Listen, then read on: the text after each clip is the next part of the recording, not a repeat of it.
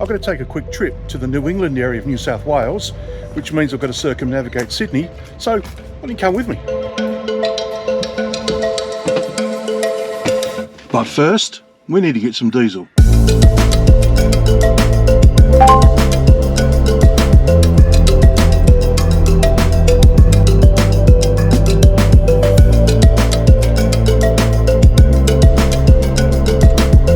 One of the great things about living in the Illawarra area is the majority of us are never far from a major highway.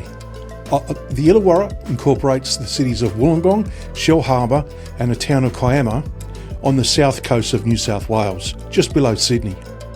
And the geography of the region dictates that if we want to get out, we need to go up and over the escarpment, as you can see from this simulation here. And the major road to get out is the Princess Motorway, or as the locals call it, Mount Ousley Road.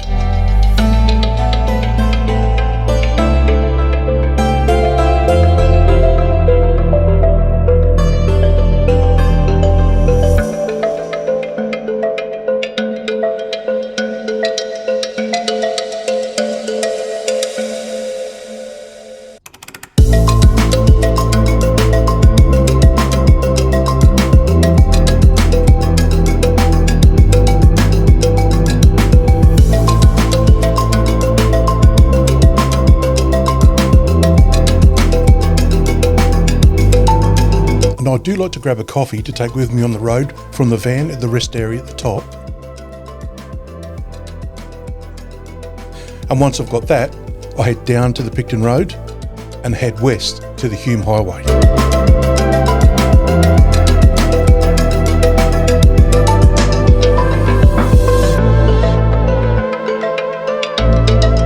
And I vividly remember the first time I travelled along this road. We'd just come to Australia in the 1980s, and Dad was driving us up to see his sister and family on the Central Coast. The road has been improved a lot since then, but back then it was a single lane each way and rough as hell. And the contrast of growing up in the somewhat manicured English rural countryside was a stark difference to what was my first experience of the Aussie bush. And I saw it as quite harsh and brutal, lots of exposed rocks, dry forests, and the eucalypt trees were not full and green like the trees I was used to. And it felt like this road went on forever, creating that feeling of getting further and further away from civilization. And now it serves as the main route for the connection to the motorway for the majority of vehicular traffic going to and from Western Sydney to Wollongong.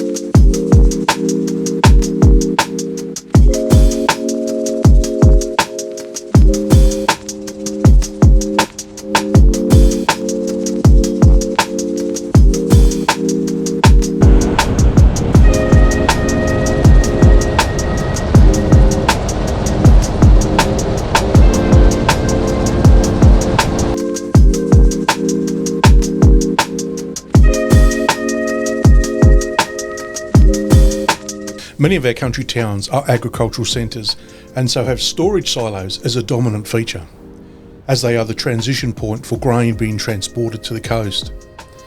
As times have changed, many country towns are slowly dying, and the silo art movement is working towards helping change that. And the best description comes from AustralianSiloArtTrail.com.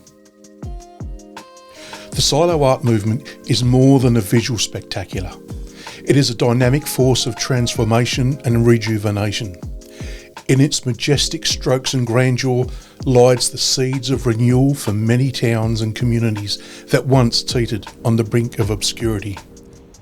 It is not just art, it is a resurrection, a new dawn that ushers in hope, economic vitality, and social resurgence.